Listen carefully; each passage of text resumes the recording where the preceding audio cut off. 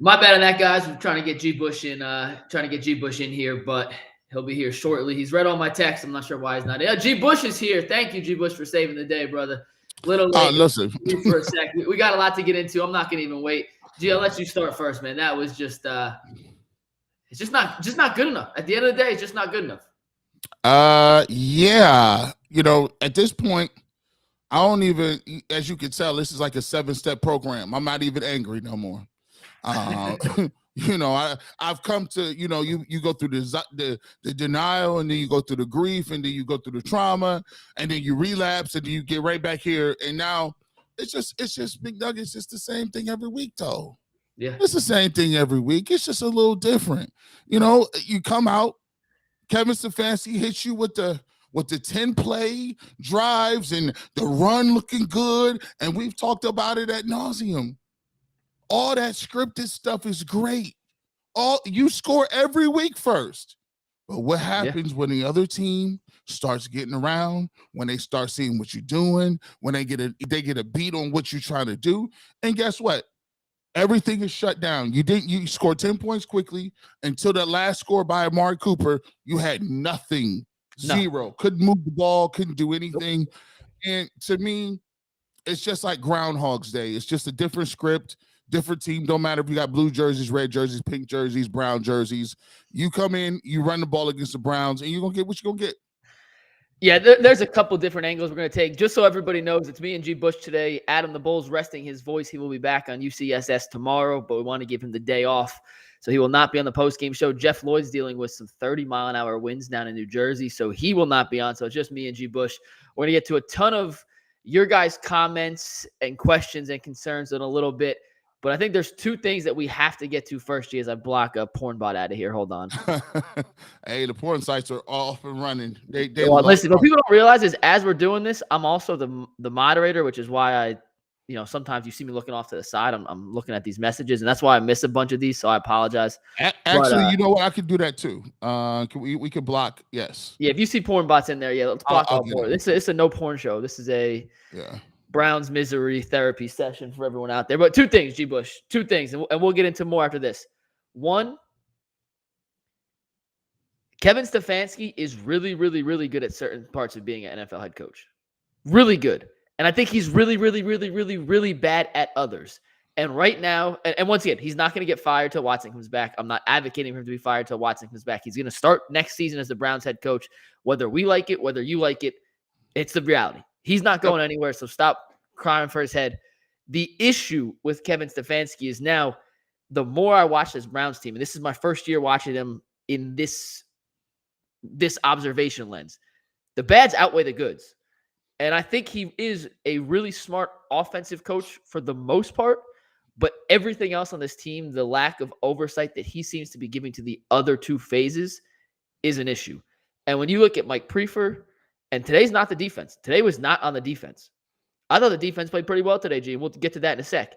Special teams was atrocious. And the offense, after that first drive, went 29 minutes of game time without doing anything offensively. And against the Bills team that was struggling offensively in the first half, you had a chance to go out there, cut their throat, let them bleed out, and put this game out of reach before they warmed up. Because they were a different team in that first 20 minutes of the game than they were the latter 40. And it was terrible, G. And I'm watching this just in shock at how what was going on. And I see April, and April's one of the people who's always in the chat, and we appreciate April. She said the run defense was terrible. Yeah, the run defense was terrible late, but they held the Bills to 6 field goals and 2 touchdowns. Like, if you tell me they're going to hold them to 6 field goals, it's not ideal, but they weren't terrible today. And hold on, we got our first super chat, G. We're going to read every super chat we see here. We promise you today, we only got 2 of us here. This is from Freebird Entertainment. Kevin Stefanski is average at best as offensive coordinator, horrific as a head coach. He's not been good lately. That is for sure. Here's what I'll say. And we talked about this a little bit before when it comes to the run defense or whatever the defense is. They gave up, as the last time I checked, they gave up another 170 yards in the run game. Yeah. And when you give up 170 yards in the run game, this is why I try to explain to my colleagues so much. They look at it on a surface level. And when you run the ball for 170 yards, what that means is you can get anything else you want to. Because when you get 170, the focus will be, I got to stop getting gashed on the ground. I got to do something to stop that. And what that does, if you have a good quarterback, right? Josh Allen was impressed today. This was what he just going to go back and they're going to watch the tape. They're going to say this is the easiest game he played all year. You know why? Because he knows I got the arm and I got the talent to get these guys involved whenever I want. That is why. Think about it just earlier. Stefon Diggs goes to his head coach. He's talking to his head coach like, listen, what's up? What's up? Why ain't I getting the ball? He pulled him closer. McDermott say, look, bro, we working with something. Hey, listen, this right here, this team out here, we can make these cats fold. We're going to run the ball early. We'll get you involved later when they suck up a little bit. But trust me, we got you. And guess what they did? The Browns couldn't stop the run. Josh Allen was chilling all game. And they said, we're not going to run Josh Allen. We don't need to. We'll run Singletary. And we're going to get Diggs open later on in the game. And that's what they did. You know what's crazy, too? They dig up 172 rushing yards. And once again, part of it's circumstantial. They ran the ball a ton in the second half. They didn't need to throw the ball. So just like we say, Chubb and his carries, he didn't get 20 carries, so they lost again. And he didn't. This was Chubb's worst game maybe as a pro, G. Yep. I mean, he had 12 yards. I'm looking at his stats right now. He had 12 yards on one rush. He had 13 carries for 7 yards the rest of the game. 12 carries for 7 yards the rest of the game.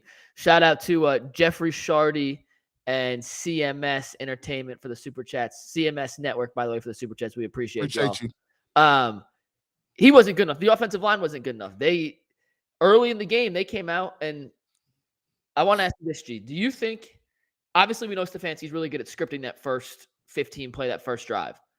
I thought it was pretty evident, too, Buffalo was not there early on, whether it was the travel, the delay, the snow, that was not the Buffalo team we saw the second or the last 3 quarters of the game in the first quarter. Do you give more credit to Stefanski for scheming that up? Because mind you, Brissett scrambled for a 3rd and long, made a hell of a pass on a 3rd and long, and then Cooper, I don't want to say bailed him out, it was a good throw, but Cooper made a great catch on that touchdown. So do you give Stefanski more credit for that opening quarter domination that we saw, or do you attribute that more to the Bills just not mentally being ready to play this football game out of the gate? I think when you come out in a game, there's always an adjustment period in which teams are filling each other out. So that's every game. But I think it was a little more today because the Bills obviously trying to get back and allocate. They didn't even really practice all last week, right? They had the equivalent of what people would seem to be a Thursday night practice. But here's why sometimes, I said this on the post or pregame show, and I said, look, when you look at Kevin Stefanski's offense, we give him a lot of credit for his efficiency or with the yards they put up or the stats they put up, and they look at it as in a vacuum. And I keep trying to tell people it's not just the stats he put up. Yes, it's a top 10 offense. Yes, the offense looks like it's cool. But if you watch Kevin Stefanski's offense, their offense is not overly complex. It's predicated on the fact that I have a dominant running game. When he was in Minnesota, he had Cook.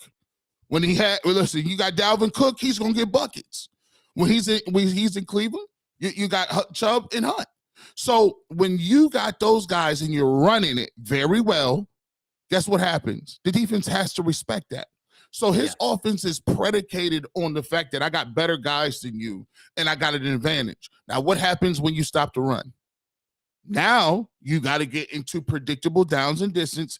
And when you look at his passing game with Jacoby, his passing game with Jacoby Brissett, his passing game with Case Keenum is not that good. They don't threaten you downfield for deep shots. It's more dink and dunk. It's the backs. It's the screen game and an occasional slant over the middle to some of your guys and tight ends. That doesn't scare you. Because if you could get them behind the chains, chances are they're not going to be able to complete all those 3rd and 12s.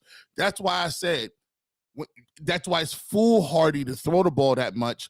And as you can see, Josh Allen, if he wanted to, he got enough skill set that he can go back there and throw it every single play, and he can complete it no matter what you're doing. That's why it's a difference when I say you can't have Jacoby Brissett throwing the ball 35, 40 times. And people say, well, they ran it good enough. And I'm like, you don't understand.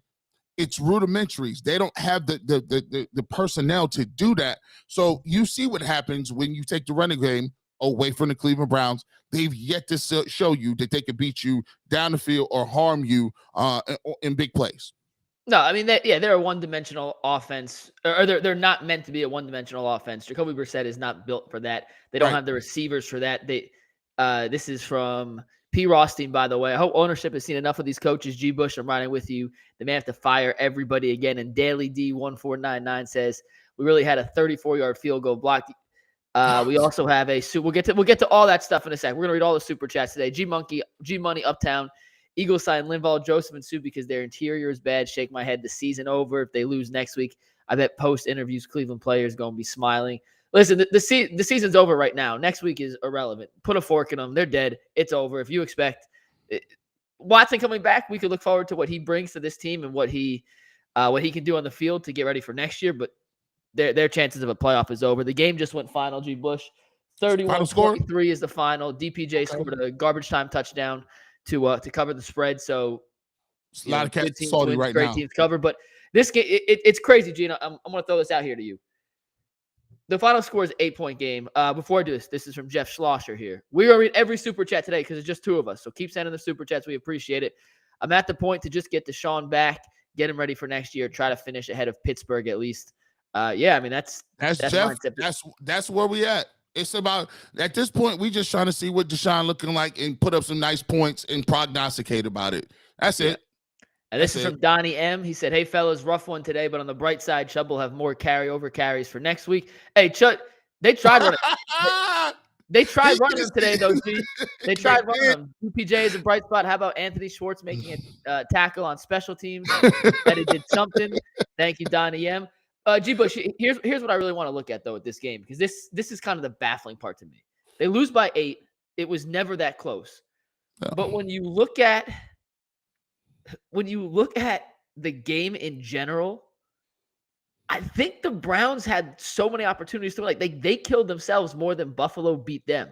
And it's crazy to say in a game where you were down 31-16 and you were down 28-10 for the majority.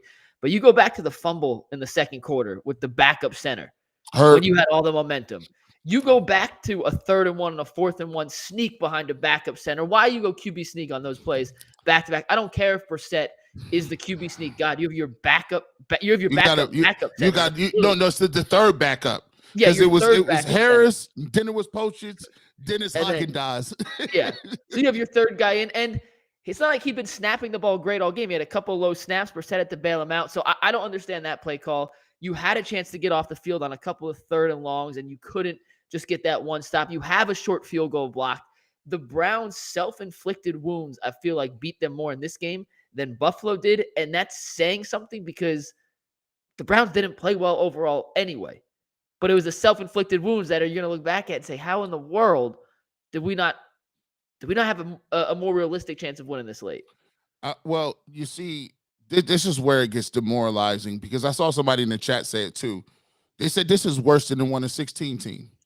And the reason that he's correct, and the reason why a lot of people be mad at me on Twitter when I be putting it is because they don't want to go back there. I get it. Y'all don't. D. Bush, I forgot too. One thing I forgot in that. How many drop passes today, especially the touchdowns? That's another thing you could add to the list. Farrell Brown dropped one. Harrison Bryant dropped one. Harrison Bryant. He didn't get his feet down on one. I think he mistimed that jump. And he dropped one. Yep. Yeah, and he dropped one.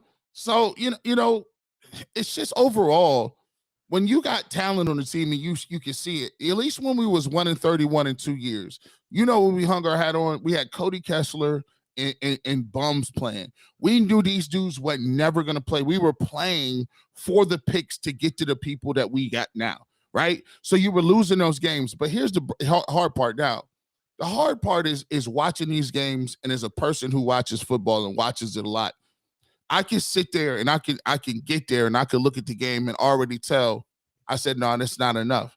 They lost that game by the fumble, because when you're behind and you got a team that is less talented than another team, you got to capitalize on everything. So when they had the momentum, they were running the ball, they were up 10-3, I believe.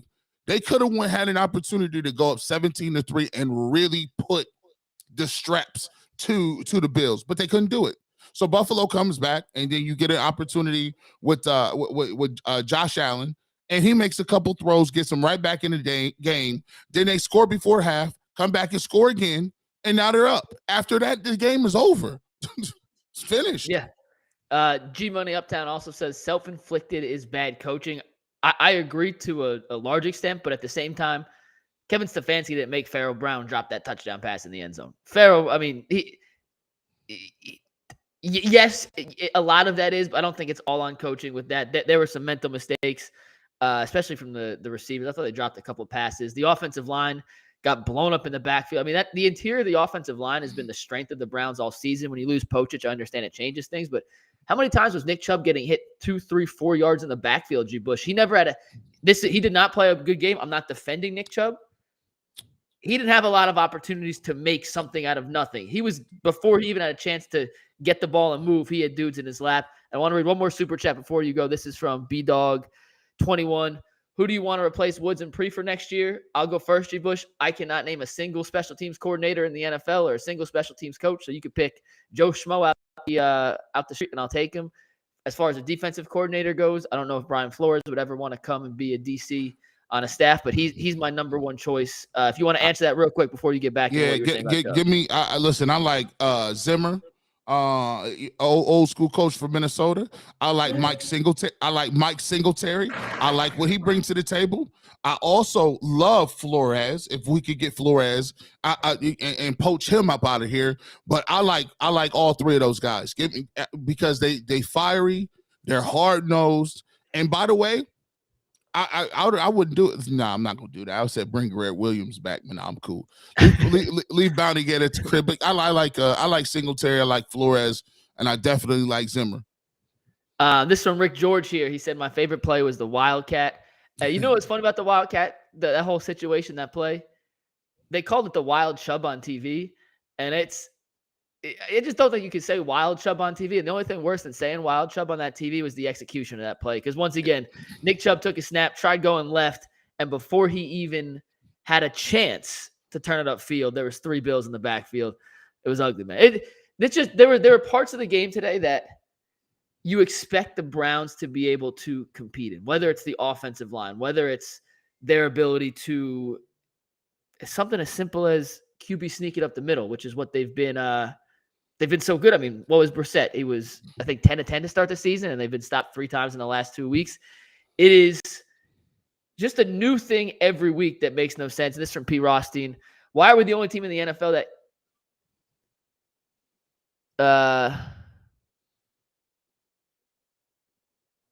I'm trying to think if he made a typo. Yeah, I don't think he meant that. Hey, P. Rothstein 216, put a regular comment in. I'll see if I can read it. I think there's a typo. I'm not quite sure what you're asking there. So we'll. Yeah. Yeah. Okay, we'll see. Yeah. You will see. Yeah, we'll do that. And this from G Money Uptown. Flores for head coach, Singletary for DC, and Kevin shaking my head. It could be. Like I said, Stefanski's not going anywhere. Let's at least acknowledge that. We could all complain about a lot of things that he's done in this year, but he is not leaving until Watson gets back in the field. He'll start next year. Gee, let's flip the script a little bit. Let's talk about something we haven't talked a ton about yet so far. Even when the Browns know the opponent is going to run the ball the entire second half, they don't run blitz. They don't do seemingly anything to clog the middle. And I know that falls back on Woods and coaching. And you talked a lot about Joe Woods. You said he wants, he should have been fired last year. As a dude who played in the middle and has been in the trenches trying to stop the run, have you ever felt overmatched? Like it feels like the Browns DTs are overmatched? I got a question for you first, right? Do you know what number Jordan Elliott is? 96. he made that play in the backfield, and I go, oh, shit. That's what number Who's Jordan Elliott is, which that's means what he's been invisible that long for 10 games of the season. But my question to you, though, is when you feel that, I don't say outman maybe, but overpowered in the trenches like that, what can a defense do to at least try and reinforce it to slow down the run? Well, there's a couple of things that you can do. One of them, see, just from the perspective of they commented a lot on how fast JOK and moving all over the place is. In order for JOK to be effective, you need guys in up front that are big bodied guys that they cannot get to the next level, right? So they clog up the plays. You can't get the guys free. JOK comes in and cleans up the blitz. But the problem is they got guys like Tommy Togiai, guys that are all under 300 pounds. Jordan Elliott had to put on weight to even get over 300 pounds. To put it in perspective, I'm well over 300 pounds. I'm a civilian. I don't do nothing. Like the fact that they don't understand that concept and run small linebackers is crazy. But have I been in that situation? Heck yeah, I've been in that situation. And this is why I try to tell people why the run game is so pivotal. Because as a defensive lineman and you're up front, you know, I used to laugh and joke and feel great when people used to throw the ball on 3rd and 2. It's like I got to go up against another man. I got to get off a double team. I got to shed the double team. And I got to tackle the running back after he has a 5-yard running start. Now, if he hits me, the momentum by itself, if he's 6 foot tall, is giving him 2 to 3 yards. So I'm thinking like, it's just us up here. And the thing that we look at it a lot is either you got to be able to stop the run with numbers, right? Mm-hmm. But the Browns are not confident in their numbers. So they very rarely run blitz. They very rarely have guys coming down. And think of it, to me, they got 2 free safeties playing the position. John Johnson ain't hit nobody since he got here. I don't know what he really does except run around and talk. I don't know. I can't tell you what he does, bro. Like, and then we should have known something was up when he is the vocals. Like, think about it. How are these your captains? John Johnson just got here. How is he the spokesperson? And then you got Anthony Walker. He only been here 2 years. How is he the spokesperson? How about this? How about in the game today when the announcer goes, Deion Jones, the veteran in the linebacker room? Deion Jones been here for 4 weeks, ladies and gentlemen. He's by no means the veteran in the linebacker room. And he got to get cats together to say, we need to watch some extra film. And he been here all of 4 weeks and then wasn't even playing for the Falcons because he was upset. He was they had him wasn't even active.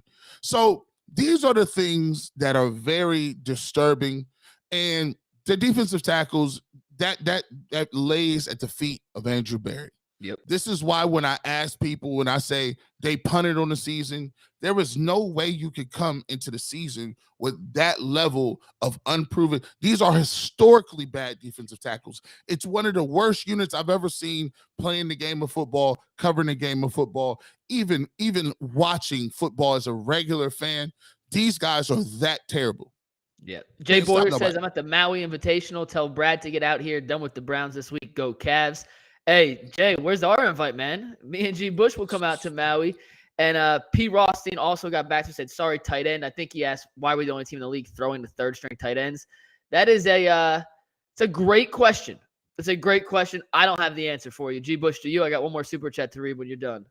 Oh, man, go ahead. You read your super chat. This from Spoonie. My thoughts on the first half specifically. Although the D did a decent job, they still couldn't stop Buffalo at the end of the half, allowing them to score and get the ball to begin the second half. This defense is not clutch. Yeah, well, I think we could all agree it's certainly not clutch. Look at their 4th quarter collapses late, Spoonie. We appreciate it. I also will never understand, and I mean, Stefon Diggs was so open in the end zone from the 3-yard line. It makes no sense to me how he got that wide open on the end zone. Absolutely absurd that he was just left open like that and untouched, which whatever. G, question for you though, as we start to look forward. We have one more game without Deshaun Watson before he comes back. It's against Tom Brady. It's at home. It's their first home game since Monday night, so it'll be 3 weeks, and they only have 2 home games after that. Do you expect the Browns to get booed from the get-go when they take the field? They won't get booed, but they got a very short leash. Short leash. And this is, and I try to give you the human part of it. Because here's your thought process when we start to now talk about moving forward.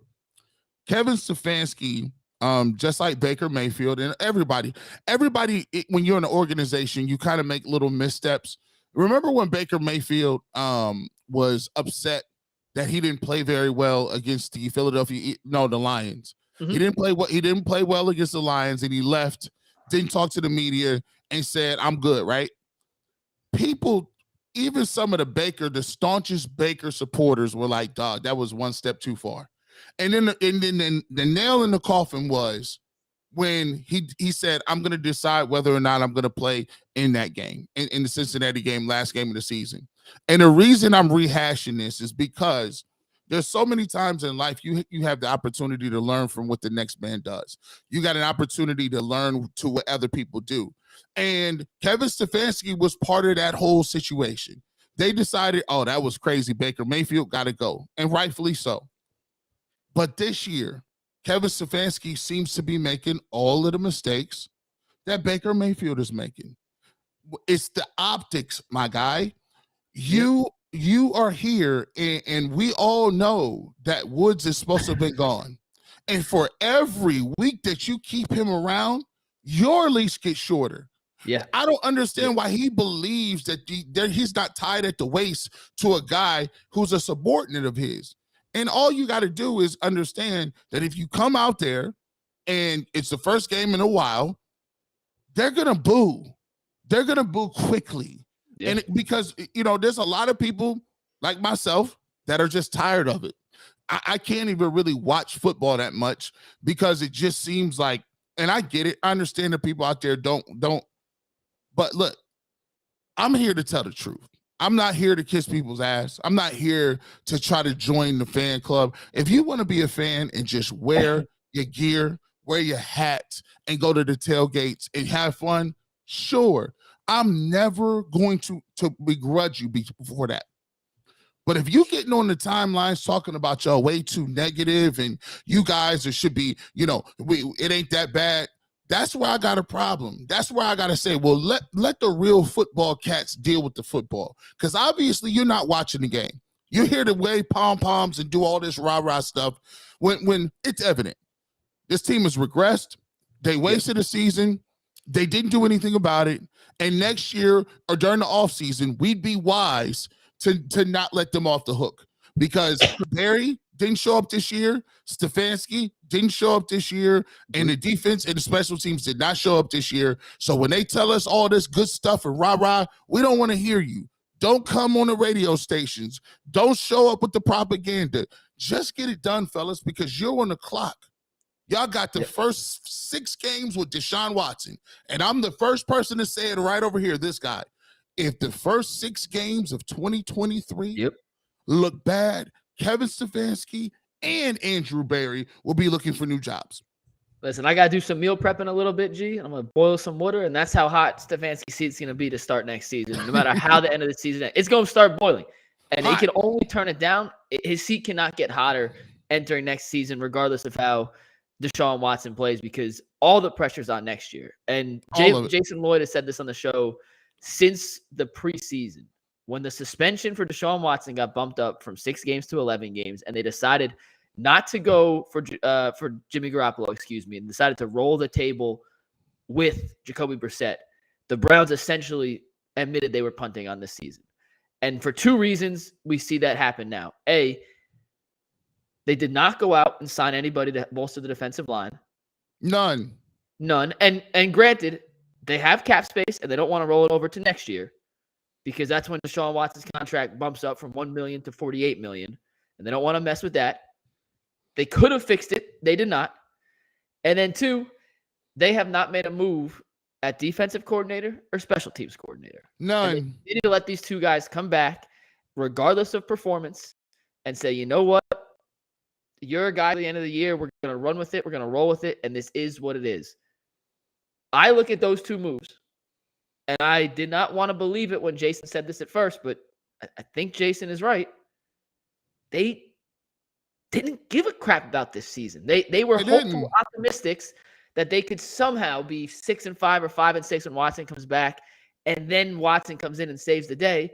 But the reality of this team without Watson, take him out the picture, the team, the 53-man roster that we are looking at right now is not good enough to compete for a playoff spot. They're just simply not, and they avoided addressing the two biggest needs because they didn't think they'd be in a position to financially afford it next season when Watson's cap goes up. This loss wasn't on Jacoby Brissett. The offense put up a lot of garbage time stats, but I tell you that this loss was not on the defense. This loss was more on the offense than the defense, in my opinion. Brissett put up some garbage time stats, but for the most part, they didn't move the ball at all. And when you look at the totality of the season, I'm going to run down the schedule. I want to play a game with you real quick. All right. You ready for this? Yep. Let's blame the offense, defense, special teams on their losses this year. You ready? Okay. The New York Jets, did they lose that game because of offense or defense? Defense and special teams, correct? Defense and special teams, right? Atlanta, offense, defense, special teams. That's defense. I go both ways. I think, yeah. I say the reason I say defense is they gave up almost 200 yards on the ground, and they only threw the ball 7 times, and Cordell Patterson was not playing. You're right. Nope, you're right. I forgot Mario only threw the ball 7 times. The Chargers, offense or defense? That was defense. To me, that's defense. They scored 28 points. You should win a game when you score 28 points. So far, we'll keep track. We have 3 losses on the defense, 0 on the offense. New England, 38-15. Bro, I mean, you got 15 points, my G. You got 15 points. I think it's on both. They were both atrocious in that game. Yeah, we'll give them both one. That's a half point. We'll give them one, right? Baltimore lost 23-20. To me, that's more on the offense. Baltimore 20. Well, you said, well, hold on. Baltimore, what was the score that again? 23-20. 23-20. To me, that's on the offense. I thought the defense played relatively well in that game. I thought that was one of the better defensive games they played. Yep. I think they corralled them. Okay, I give you that. Offense, Miami. Oh, Lord Jesus. Oh, defense. And then today, I think you could split hairs here. I think this might be another half-half. I lean a little more towards the offense. But here's the thing: the offense, I would give them half and half because the offense looked good for like 5 seconds, and the defense looked okay for about 5 seconds, and then they just got them out. So my point with that is, you take the 2 halves and combine them. They have 7 losses this year. 2 have been on the offense, or really 1 and then 2 halves, and then 4 have been on the defense and 2 halves. When you look at it, Watson coming back is not going to save the season, even if they were in a better spot, because the other issues are not on the offense.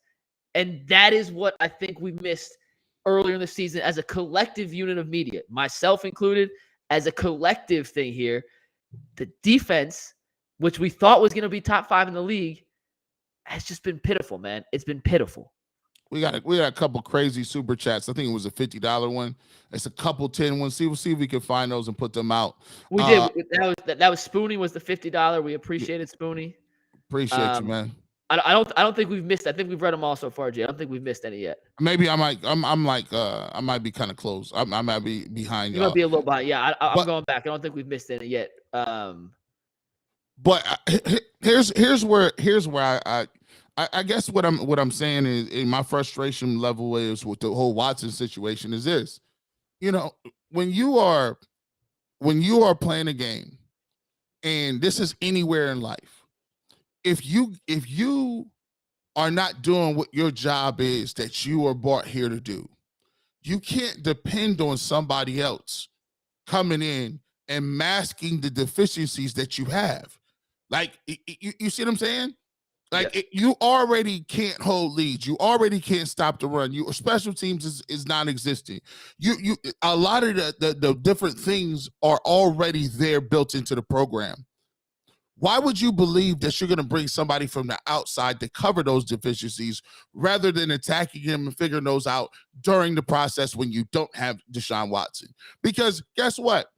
Deshaun Watson can come back and play very well, and then give you this false sense of security that, hey, everything is solved until you play a good team. until you play another coach that's sound, until you play another team that exploits you and uncovers these and say, oh, you guys thought you fixed this? No, you didn't. Rub some of this dirt off, and under the surface, just lying right under the surface, is those same things that have been plaguing this organization for the last 3 years. So, you know, to me, it's unacceptable to come to every press conference and say, you know, we got to put it behind us in this league. We just got to learn how to keep going, or we got a quick win coming up. To me, that's unacceptable, because you're basically telling the whole fan base, you know, screw you guys. We know what we're doing. Screw you guys. You guys are Browns fans, and they prey on that. The Browns are one of the most loyal fan bases in the game. I was out at a restaurant establishment with my wife, and I heard people running around saying, oh, man, we got to get to the game. They was acting like this was the Super Bowl. I'm like, these young dudes, it had to be between the ages of, I would say, probably 21 to 26. These young dudes were so happy that they could get a road trip, a holiday game or something, and they was talking about the plans of not going to work on Monday. And I'm just sitting there to myself, and I tapped my wife. I said, look, these fools over here, they don't even act like they 3-6. They going up there to go to see a funeral. They don't even know it. Like, but they count on that. They count on that from you guys to continually support with no get back, with no, listen, you put money, you put time, you put energy. They give you nothing back. And at least when they go to these press conferences, the least they could do is show you a little bit of respect and show you a little bit of decency and say, you know what? It's not good enough. This position group got to get better. We got to do this. And trust me, we will hold the people accountable who aren't doing it. But every time you run your friend out there, because I know what it is, coaching is a fraternity. That's your friend. And you scared to tell your friend he unemployed during Christmas time. So you're going to wait it out to I'm going to wait it to December. I ain't going to tell him Thanksgiving coming up and we're going to eat dinner together. See, that's what I'm telling y'all. It's either I fire my brother and tell him, hey, you know what the medium job income is? I'll hire you back somewhere else. But we can't do it right now. And you already rich. You'll be fine. You ain't gonna skip no meal. But I can't sit up here and watch this week after week after week after week. And then it's just, hey, it's the Cleveland Browns. Come on, man. Come on, do better. The press conferences are,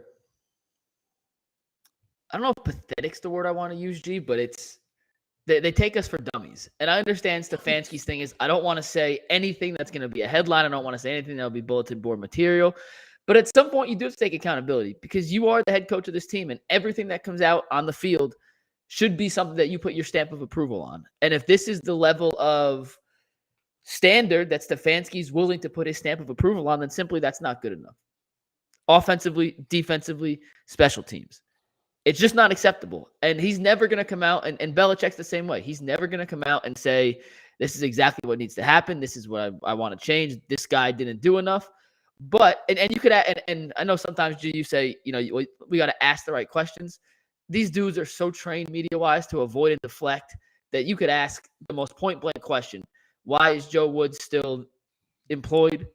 And he'll be like, the weather outside is fine. That's like, McNuggets, let me tell you what this too, right? Shoot. And I say that, and to be fair to the media guys out there, what people don't know is the Cleveland Browns are a sensitive organization. They hear what you say. Mm-hmm. So if you were on the beat and you a reporter out there, you got to get good with people so they'll give you any stories. You'll get any news, anything, right? If you ask certain questions, they'll freeze you out. You ask certain questions, you won't get interviews. You ask certain questions, all of a sudden, they're contentious. They won't go to you in the huddle, in the scrum. So you know what? To be fair, I'll give them whatever that is. I'll give them a pass on that. But here's the thing. That means I just got to be the bad guy. That means the people that's on the tertiary parts, that's in the internet, that's doing stuff, you got to be the part. And that's why I go so hard at people that they want to tell, hey, don't be so negative. Look, man, I got a job to do. If they're not asking them questions, I'm going to ask the questions. And it ain't all about you liking somebody or the Browns. Everybody knows that we want the Cleveland Browns to win. Everybody. You think we sit here? You know how good our ratings would be? You know how great Bush, our show would be? Well, people ask me, are you a Browns fan yet? And I go, listen, winning is good for me. Yeah, I want the Browns to win. Hell yeah, I'm a Browns fan. Like, business is good when teams win, whether it's the Guardians, the Cavs, Ohio State, especially the Browns. It is good not just for our show. It is good for the entire city. City. The city get people, when they win, the restaurants get overflow. When they win, all of a sudden the city want to put dollars into making downtown look good or keeping something open or throwing a block party over here. When they win, that means that the team's got extra money. They can go do community outreach. All these things help our community. Why would we want to sit up here and talk bad about the Browns when some people got this tatted on them? Some people's best memories of their lives is with watching how many sons talk about when they could watch the game with their dad? All of us do. My dad getting old too. You know, like, it's crazy. I just sat up here and thought I had a birthday. I'm 41. I'm like, dang, I'm doing the math. My dad almost 70. You know what I'm saying? COVID came around. I'm like, dang, COVID came and everybody's sick. I'm like, bro, that's one of the first things. It's so crazy. It's one of the first things I thought about when COVID hit. I'm like, dog, man, we might be up out of here and we might not even see these cats win. And I felt bad about it. Like, it wasn't nothing more to life than that. Like that's the first thing you think about if you get sick and you go, man, I ain't even gonna be able to see the Browns host that trophy. That's messed up, bro. And look, we can complain all we want. We ain't turning it off. We'll be right back here doing the same thing. But all I'm saying is, don't get on us for being real. We just keeping it real. If it ain't good enough, it ain't good enough. So, you know, I would love for Coach Stefanski to turn over tomorrow and say, you know what? I'm going to change this X, Y, B, and C. But at the end of the day, every man has a way. Every man has an opportunity to change his path. He can shut me up right now, just the way Jacoby Brissett shut us up. Play well, and we won't say nothing, but clap it up. Good job, Coach. That's all we'll say. So we got a question for the chat. I want to ask you guys, and we'll read some answers here. Today's loss, 31-23. Do you blame it more on the offense or the defense, and why? We'll read a couple answers here in a sec. G. Bush, as far as winning goes, and I'm waiting to see some answers come in, then we'll get back to that. Mm-hmm. Do you know how much more fun it is to talk about a team that wins? Do you know how depressing it is from our standpoint to have to talk about the same issues week in and week out, and the same story? Mary Kay's writing the same stories, and it's so much more fun to talk about a team that wins. So anyone who doesn't think we're out here rooting for the Browns, it is good on every level for us to win. Hey, in the chat, give us a reason why, offense or defense, who you blame more on this. And we'll read a couple in a sec. But it hurts me as someone new to Cleveland and still learning this culture and the people here. Y'all have been through so much and have seen so much, I guess, pain from sports, I guess is the way to put it. Like, there hasn't been a lot of winning in Cleveland. I don't know how to put it any other way. So when the team is this close to being good, and I don't think they're that far away from being good. Like I said earlier, I think they lost this game more than the Bills beat them today. When they're this close and you see the Jets game, you see the Falcons game, it hurts that much more because they're right there. Like, it's crazy that 3-7 team, I think you could say, is right. I do think they're kind of right there. I really do. And G, if you want to go on that for a sec, I will go through and read a couple comments here. Yeah. I really do think they're right there, man. The part that hurts is, before the season, we do the schedule game, right? And I tell every single year there's somebody that's going to go from worst to first. There's always going to be a team that's not no good, right? That they're going to come in and do it. Think about this. Man, the Jets, they got 6 wins. The Patriots with 7. The Patriots with a second-year quarterback, right? They smoked us. They put 41 on us with Mac Jones. Then they got another quarterback, Zappy. He came in and put 40 on us at our spot. So what you start to feel like is we lose to every new coach, every new coordinator, every like, think about it. The Bengals, you get laughed at like we do. And that's why I argue back and forth with Bull all the time. I'm like, Bull, you got to understand. You telling us to be patient. You telling us to chill. You telling us, giving us the bright side. You can't give us the bright side when the Cubs done won a World Series and the Cincinnati Bengals done been to the Super Bowl 3 times. You can't nobody tell no Browns fan to chill. They don't have the right to tell you to be patient no more, because we've been patient and we watch Zach. What's his name? Zach Wilson. Bailey Zappi. Zach Wilson, the MILF Hunter himself. He's out. MILF Hunter's having a great year, and we just got to sit back and wait. Josh Allen, right? Mary Kay just wrote an article about Josh Allen, right? And we took Baker. It's like, dude, we can't get right.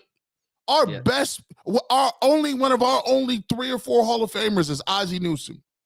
He goes to Baltimore and becomes the best GM we've ever seen, and they win a Super Bowl just 4 years after they walked up out of Cleveland. That hurts, bro. It's still there. I'm going to read some answers here to our question. G. Bush, this from Bitter True Show. Definitely the offense. Stefanski made some boneheaded offensive plays, play calls that cost them the game. We have a bunch of Stefanskis. This one comes from Tafster 1. I blame Stefanski. Awful play calling as usual. Kevin, this is from In a Straitjacket. Kevin 15 Woods. Joe Woods prevent defense cost them.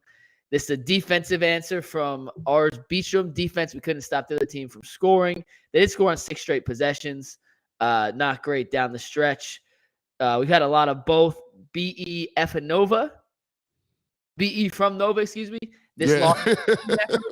We had a couple special teams. The whole team's at fault. We got a ton of answers. We appreciate all you guys out here. Kia Adams says both sides sucked. That's heartbringer. The Bills imposed their will. Offense wasn't great, but they played well enough to win. We got a ton of answers here. I wish I could read them absolutely all. We got some. DJ Lord Jazz says special teams is in there. Yep. G Monkey again. G Money. They gave up 6 field goals. I blame the offense. I kind of agree. And the offensive stats at the end of the day, G Bush, I'm going to read you these numbers. Tell me if it feels like these numbers are right or wrong. These are all right, by the way. Tell me if these feel right.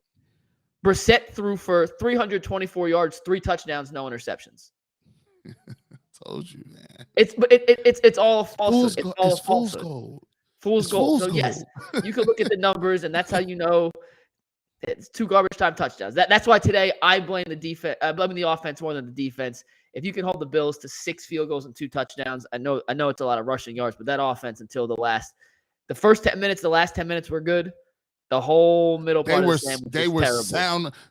Even with those stats, they were soundly defeated. If you watch that game, that's why it's difficult to just look at the stats. You have to watch the flow of the game, the pace of the game, what happened, and you can plainly see that there was 2 different levels. The Browns couldn't stop anybody when it counted, and the Bills were never pressed in this game. Besides, I think after they fumbled the ball. Yeah, that fumble was the turning point in the game. I think that was where everything kind of flipped on its head. And I'll go back to what I said earlier. Cleveland was driving to put the nail, I don't say the nail in the coffin, but to put the first stake in Dracula's heart there. They had a chance to go up 17-3. 17-3 on the Bills, a team that was not ready to play yet, and they fumbled. We got a super chat here from CJO6 indeed. Thank you for suffering with us. McNuggets and G-Bush, the only thing between me and an entire bottle of Jack Daniel. And we got the Cavs tonight, guys. We do have the Cavs tonight. You saved me. Yes, sir. Yes, I'll be there tonight. I forgot about that. The Cavs? I forgot the Cavs was playing tonight. That's the only thing I got to look forward to. If anyone sees me out there, give me a shout out and I'll send you a t-shirt. Who they got tonight? Yeah. They got the Heat. My buddy's an assistant coach in the Heat, so I'll be down. And I hate the Heat too. I forget what section I'm in, but I'll be down in the lower section. My buddy hooked me up with some tickets. So you see me tonight, I'll be down. I'll be rocking the Ultimate Cleveland Sports Show shirt. We'll send them out. Also, if you're not already a subscriber, make sure you guys subscribe Monday through Friday, 11 to 1 p.m. It is me, G. Bush, Adam the Bull, Jay Crawford, DeQuell Jackson, Tim Couch, a rotating cast of superstars you can become a member too. We appreciate it. We'll do some super chats as well.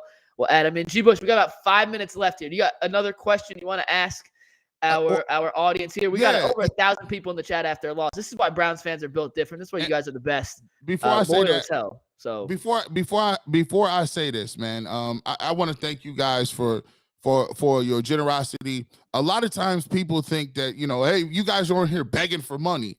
No. We are an independent outfit, right? We're trying to give you unique content, and God, it's your show. right? It's the community show. We on here right now. There's 1,000 people in here, and we thank you for supporting the show by your super chats. That's why we try to do a good job of reading those, because we do appreciate you supporting the show, and that's what it's all about. So I want to thank every single person that super chat. Doesn't matter. Don't matter if it's $1 or 50 cents or whatever. And even if you don't donate on the super chat, one of the best ways to get our show out is to subscribe and hit the like button when you're in here. So if we can get over 1,000 likes, friends about it. Tell your friends about it. If they don't know, tell your friends about it. Tell your people about it. And one more thing, just so you guys know, little behind the scenes thing from me and G. Bush. When there's 4 of us in here, it's a lot harder to get a word in. Just so you guys know. So we listen. The chat goes flying. I'm trying to handle Bull. I'm trying to handle Jeff's internet stuff. Like, we love Jeff and Bull, like, great guys, but sometimes stuff gets missed. It's never intentional. I promise you, it's never intentional. When it's just me and G. Bush, we got more time to interact with you guys. And also, we love interacting with you guys. Trust us.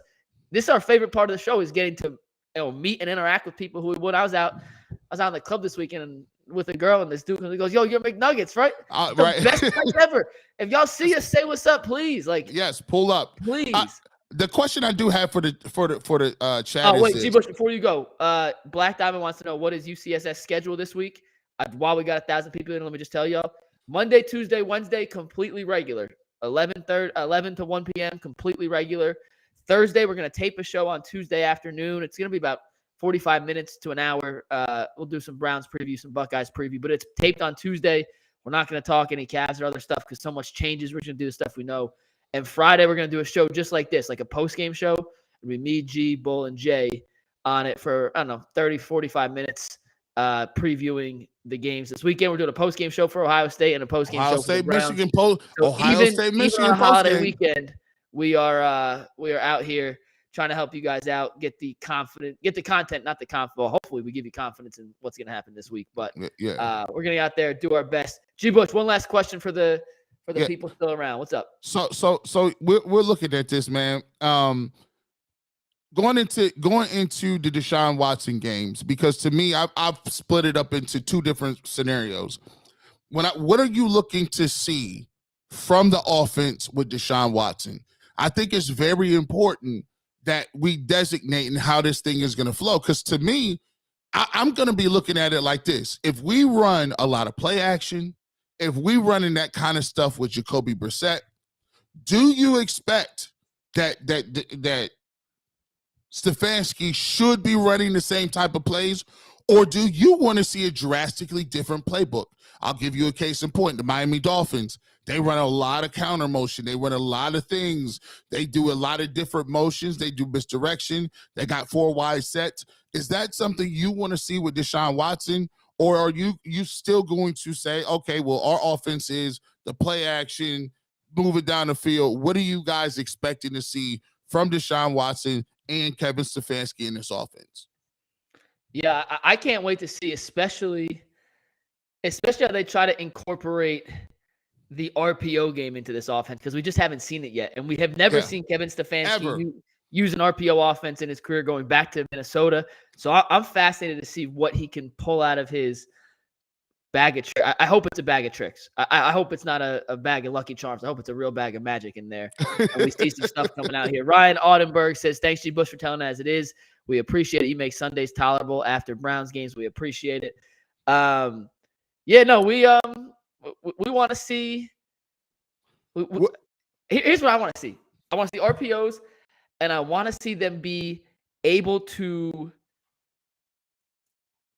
Consistency is not the right word because the offense hasn't been bad, but I want to be able to mix it up and dominate. I want to see if the pass game's working. I know we all want Nick Chubb to get all these carries. If Watson's slinging a rock, I don't give a crap how many carries he gets. No, sling the rock, go with the hot hand. And now it's Stefanski. He has 2 different hot hands to play. Go with what your better matchup is. When you play the Browns, even if you're a passing team, you run the ball down their throat because the DTs are terrible. Now the Browns have 2 legitimate ways that I feel confident in having them attack an opposing defense. I want Stefanski to play to his matchups better. And G. Bush, you go. I'm going to go find some comments. We'll read some comments. We'll head out of here. Here's what I would tell you. I would go to Nick Chubb and I'll ask him, "Hey, look, Nick, hey, we got a plan for you." I put a red shirt on Nick Chubb after this season. Like, I want to see what he got. I want to see what him and Kareem Hunt got together. But if your boy Deshaun Watson is slinging the pill, this is an opportunity to find out two to three things. A, what's up with Jerome Ford? Is he good or not? We need to figure out if he good. Second thing, is Schwartz not good because it's Brissett? Or is Schwartz just not good, period? Brissett's made DPJ look good. He made Cooper look good today. You're right. We'll find out. We'll get an answer. We'll find out. Yeah. We also want to find out, does Donovan Peoples-Jones have that same level of chemistry with Deshaun Watson? And can he be unlocked a little more? Like, he looked good now. Trust me, I don't have no problems with Donovan Peoples-Jones. There's one bright side to this season, and I would say it's MJ Emerson and it's DPJ. That's it. Those are bright sides. And I want to see how we could get Amari Cooper once again, because Cooper, I'll give it, Cooper and Jacoby, they got a decent little feel for one another. For me, I want to see exactly all that they got. I want to see all the throws from Watson. I want to see the 2-minute drill. I want to see the hurry up. I want to see the RPO. I want to see the quick game. I want to see some read option on the goal line. I want to see all that. All of whatever Stefanski got in his Madden playbook, get it ready for 6 games. And that because here's the thing, and we'll get to your questions. If Deshaun Watson plays well, he could actually salvage the season. Well, we're gonna talk about that tomorrow, probably Tuesday. That's a topic for Tuesday, G. Bush. We're gonna get some internet reactions to that. If Deshaun Watson plays well, do you care about the first 11 games of the season? We're gonna get to that. We're gonna get to that on Tuesday. I don't want to get to it now. Siege says, quick thoughts on the draft of Cade York. We're gonna end with that, G. Bush. So I'm gonna get to Siege. We see you. We're gonna end with that. Here's some internet answers to the question we asked about what you want to see from Deshaun Watson in this offense. Straight Jacket says, I want to see some Andy Reid plays. There you go. That's what I like. I'm expecting to see the same offense because Watson's not ready. El Carcass says, I need to see Stefanski adjust to his talent. He has failed to improve his plays to the talent and see Schwartz on the practice squad. Pizza Batman, not as positive. I expect to see failure. It is what it is. This is M. Mustakic. I want Watson audibling out of Stefanski's moronic play calls to good plays, jawed up in the dirt. We'll see if that happens. Yeah. So this is where we're at. What about Cade York, real quick? That was our last super chat. What do you think about Cade York, real quick? I'm not going to pretend that I'm some sort of special teams guru, but it seems like he's kicking the ball kind of low. You shouldn't, your trajectory on a ball, sometimes when you got to kick it from 50 yards out, you got to drive the ball to get it the distance. So sometimes you're going to be kicking the ball and it's going to be a little lower, which is more susceptible to blocks. You see more blocks when it's past 50 yards. When you're 34 yards, that's supposed to be money bags. You ain't. That trajectory is supposed to be high, man. That you can't be kicking line drives like that. Like, that's supposed to be money. And he's had a lot of kicks that are like that. But here's the thing about kickers, man. Like, he's a rookie kicker. If you expected the rookie kicker to save you, yeah, you in trouble to start with. I don't believe it. I think he'll be fine next year. But next year the crowd gets louder for him because next year, hopefully with Deshaun Watson, you're going to be in a lot of these games. And if you're in a lot of these games, that means our expectation level is when you are kicking in pressure situations, these are going through the nets because the games are going to be more high stake next year for everybody involved because of the way this year went. I agree. It's too early to ever judge a guy. I think he's made some big kicks. He's missed some easy kicks. He gets next year, and we'll see what happens. We got one more super chat that's coming in late here, and then we do got to run. We're reaching the 1 minute mark, the 1 hour mark. Watson with Chubb and Hunt, make the defense pick how you beat them, take advantage of Njoku Hunt on linebackers if they go big, running them so they go small. Unfortunately, Chad, ain't no shot in hell that Kareem Hunt is back with his team next year. He's a free agent. They can't afford to pay him. So maybe that's Jerome Ford. Maybe it's Chubb and Ford, and we get that combination. But without I want to see what it looked like. Yeah. So that is the last thing. I did see one comment in here. I got one more thing I wanted to read, and I lost it. I wish there was a way. Oh, G. Bush, this is from Robert Bills. Great question. If Stefanski is fired, if he goes 2-4, 1-5 with Watson next year, the answer is yes. If they start the season 2-4, 1-5, he is gone. And lastly, this is a personal one here, G. Someone asked me if I regret giving up college basketball. The answer is no, not yet. But there's some good games coming up that I definitely want to tune into. I just don't know anyone anymore. So, yeah, I'm starting tough. to miss it a little bit. Everybody is in the portal. So yeah, I just can't follow it as easily. It's hard to follow, right? It's hard to follow, man. It is what it is. But hey, that is the post-game show. Bull, we'll see you next week. Jeff should be back next week as well. We appreciate you guys. Thank you. And it was Tequila Mockingbird who asked the question. Great handle. We appreciate you guys. Thanks for kicking it with G and I.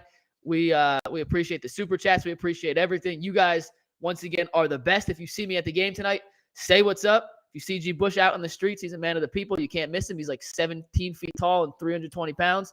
He's the biggest man you've ever seen that you don't know is that big. Up giant say what's up to him. Yeah, and we will see you guys Monday, tomorrow, 11 to 1 p.m. And I'll post the rest of the week's schedule for the show on Twitter. But for G Bush, and by the way, Big Nuggets, we just set a record for super chats in one show. Thank you guys. You guys are awesome, man. We appreciate you. Love you guys. Have a good one. Peace.